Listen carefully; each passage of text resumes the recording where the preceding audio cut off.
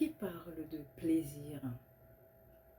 Là, on continue avec Ecclésiaste et dans Ecclésiaste 2, Salomon continue à décrire la vanité de la vie, son goût dérisoire, malgré tout le plaisir, la folie, les sages investissements, les richesses ou les loisirs qu'on peut se permettre, malgré la puissance qu'on peut exercer et la soumission qu'on peut exiger.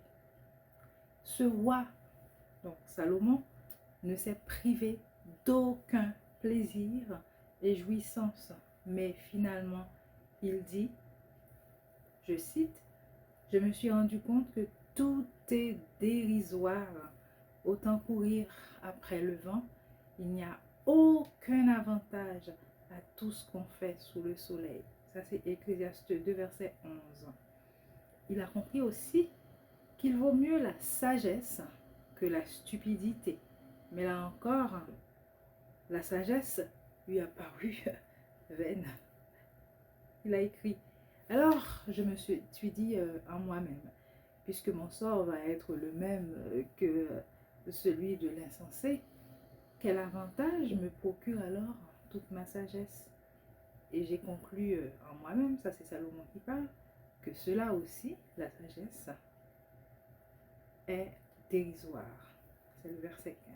« Car on ne se souviendra pas longtemps du sage, pas plus que de l'insensé. Et dans les temps à venir, tous deux tomberont dans l'oubli.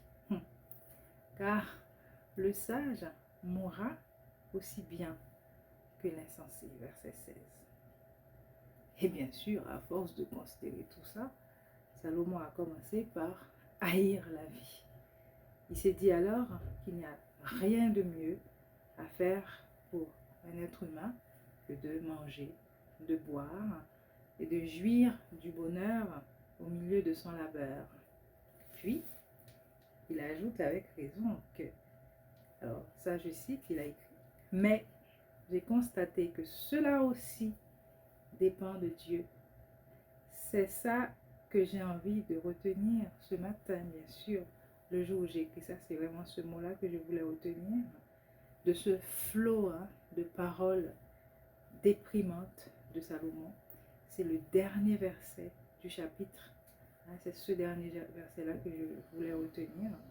Il a dit, « En effet, qui peut manger et profiter de la vie, sinon celui qui le reçoit de Dieu? » Et c'est pour ça que j'ai fait cette prière ce jour-là.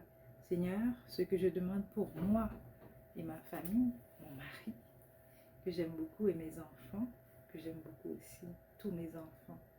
Eh bien, ce que je demande pour nous, c'est qu'on puisse profiter de la vie en toutes circonstances, ensemble et assez longtemps. J'ai demandé ça au nom de Jésus.